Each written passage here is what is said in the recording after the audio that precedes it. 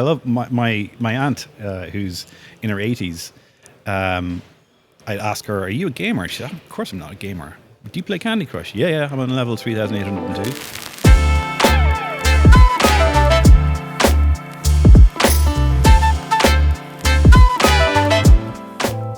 Welcome, Steve, to the IFA 2023 live podcast. How are you doing today?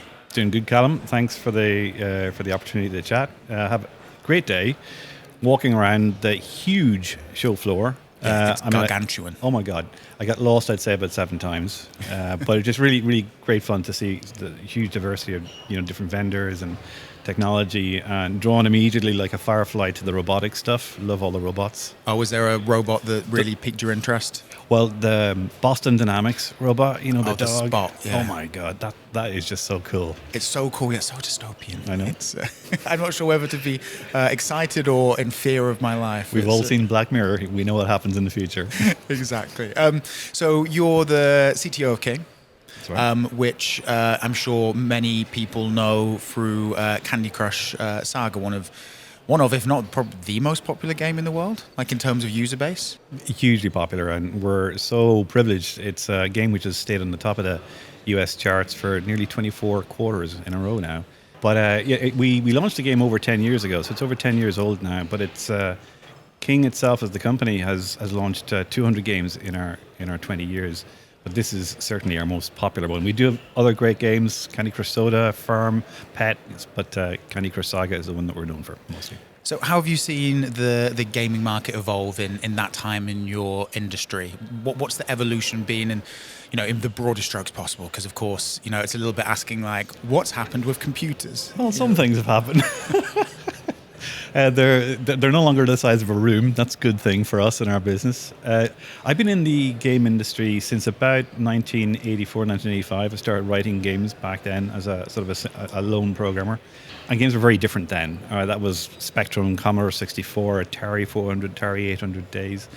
But to see the games industry evolve from that point, where you could probably number gamers in hundreds of thousands around the world, to today, where we estimate there's probably about 3.3 billion players of games around the world. And what is a gamer has changed hugely as well. Back in those days, in 1985, it was my type of player. It was me. It was male predominantly, sort of 18 to 25-year-olds playing, classic games. Whereas today, for us, our audience is such a huge, diverse audience across ages and gender. It's the world that is our audience, and so it's awesome to be sort of playing in that space. And how have you seen the term gamer change? Because it's interesting, right? You wouldn't describe someone who watches movies as a movier. No. It's just because everyone does it. That's right. And it's the same sense that I think when we spoke previously, you said, was it 3.3 billion people? Almost half the planet plays games. Why do you think there's still a tag gamer when 50% of the world do it? I think there's still a community of player who identify as gamers, and maybe it's an evolving definition. But I love my aunt, who's in her 80s. I'd ask her, "Are you a gamer?" She said, "Of course I'm not a gamer." "Do you play Candy Crush?" Yeah, I'm on level 3,802. Okay, so you're not a gamer and yet you really love this game.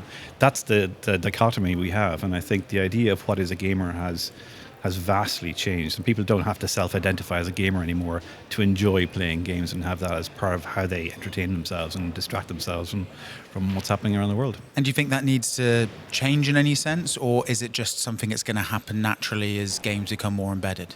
Yeah, I think it's perfectly fine. I mean, there are people who self-describe themselves as movie buffs, maybe as opposed to a movieer, or a movie fanatic, or a movie fan. And then there's everyone else who, very much enjoys Barbie when it comes out and has a great time, and the other who enjoy Oppenheimer. I'm an Oppenheimer person, by the way. Oh, I'm both. Saw them back to back. Excellent. Great, like a main meal and a dessert. Loved it. But to think like Barbie and Candy Crush have come together, in fact. So we have featured some of the Barbie characters in our games over the last couple of months, and this is a really good example of how games are evolving. The media, different forms of media are coming together, and fundamentally it's about creating fun experiences from our players. And while, Barbie may not be my type of thing, it certainly appeals to a huge percentage of our players, and that's great. And we've done things in Candy Crush like help pop stars launch new albums, like the Jonas Brothers featured some of their latest content in Candy Crush. And Megan Trainor also launched a video exclusively inside of Candy Crush. So that idea of what is a game is also changing as well as what is a gamer. So it's almost becoming a sense of just entertainment, pure and simple, as opposed to being a straight game. I think that's the power of computer games, to use maybe an older term now. It has a high degree of mutability. All right, you think about a movie and a book, an album. There's a very sort of clear bookend, or there's a very clear definition of what that entertainment experience is like, whereas games have evolved extraordinarily. They're interactive experiences, right? So that allows you to do pretty much anything you like, from playing a classic game with puzzle elements to a challenging game to expanding the definition of a game to something. I'm not going to use the word metaverse because I think that's overused. But the idea that it's a very much amorphous medium where you can bring people together to play interactive experiences and just have a whole ton of fun, and where the player themselves get much more agency over what they do inside that experience. And do you think that's that amorphousness of gaming, do you think that's going to continue and expand? It's you mentioned the metaverse there, and there are just so many emerging technologies that can really expand the remit of what a game is, whether that's AI or, AR when it starts, being put on the world. How do you expect games to, shift and change into this world where, there are more and more possibilities? It's interesting. With 3.3 billion players in the world today, it means there's no such thing as a single definition of a player or a single definition of a game. And I think, you look at, say, the companies that I'm involved with, Activision, Blizzard and King, and the types of games that we provide, everything from Call of Duty to World of Warcraft to Candy Crush. Even there you see a vast array of different types of gameplay experiences. I think that's every year a new generation of game players sort of enter the market, essentially, or are born, to use a more human expression. But that's, essentially, if you think about it, it's people like me who were born first into games as a thing. Now everyone who's born is born into a world with games. And so that's just creating more and more opportunity every year to think about different things that could be described as a game and a different sort of experience. And if you think about AI and the different experiences we can bring to bear, I think AI, and we might move on to that topic at some point because everyone's talking about it. All roads lead to AI really seems to be the 2023 modem that we're living in. It's good. I don't know. There's going to be some word that'll end up in the Oxford English Dictionary next year that wasn't in our lexicon this year. But I think that's one technology that's shaping the future of games, in a sense. It's opening up a whole new avenue of what games might be. Games that maybe react to us as a player in a much more meaningful way. No idea what that means, but I'm really excited to explore it. Yeah, it sounds like an incredible world where you're able to use that technology to expand the remit, and really push the boundaries of when, it's a ridiculous question, but an interesting one in itself is like, when is a game a game? Right, that's right. That's exactly it. I mean, you could argue a game like Flappy Bird that was a very big success a couple of years ago, you might recall it. It was the simplest form of game possible. Just press a space bar and you move up and you try and keep your bird not hitting the pillars. Hugely successful, hugely entertaining. I have no idea why.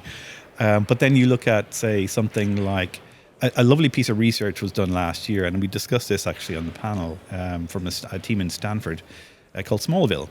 And, most of the listeners probably have heard of ChatGPT at this point. If you haven't, then I suggest you take your head out of the book that you're reading. But ChatGPT is a language model that allows you to have a conversation that's, let's say, super realistic. But what they've done is they've connected a version of ChatGPT to all the non-player characters, all the AI characters in a game, and set them off to see what would that world evolve into, and becomes like an experimental playpen. And then if you think about inserting a player into that, so now you're in a world where all the other non-play characters are realistic. They have conversations, they have agency, they have a history, they have a personality in a sense. Now, that's a bit in the future, but that idea is really compelling. And then the challenge for us as game developers is, how do we tell a story in that world? What happens if you can kill those characters that have grown into fully formed people with experiences molded by them? What's the moral quandary? I like to think about it where we haven't tipped into that, where we're dealing with things that are just pieces of technology that we fully understand the limits of. What you're touching on there is probably a wider question around sentience and intelligence, and what is sentience, what is intelligence. And what's absolutely mind-blowing for me is that that's actually now a serious conversation. Yeah. It's a serious conversation. It's challenging. These technologies are challenging our definition of intelligence, to the point where all the definitions that we have of intelligence and sentience are falling down, because these systems are essentially breaking those tests. I think no one believes that these systems, the large language models and ChatGPT, are sentient in any sense. But I think what the community of researchers and scientists and technologists in the space do believe, that it's likely to happen before we know it's happened. Puts a different spin on playing Grand Theft Auto, for sure. I think it's probably not in games that we'll find that this is challenged first, to be honest. Yeah, and what would your ideal be for 20 years' time? You're booting up whatever games console, or starting the chip in your head that imports you into a world. What would your ideal gaming world look like in that time? Well, one of the things that I think is great about, say, King and Candy Crush in our games is the ubiquity of access.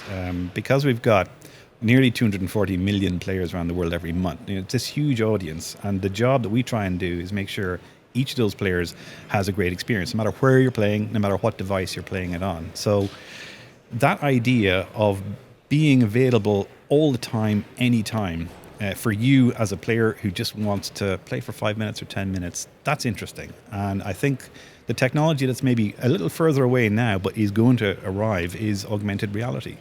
And that's just a new way of interacting with information, essentially. And I hope it's going to be something that's very non-intrusive. Ideally, it doesn't require wearing anything. I have no idea if that's possible. But maybe in the medium term, it'll be wearing something akin to a sunglasses or something like that. But that you can then, whenever you're free, you're not having to take a device out of your back pocket. You're not having to carry anything around. It's just there. And if you want it, you can glance over in the corner and maybe complete another level of Candy Crush augmented reality. Sounds like a very entertaining future. I hope so.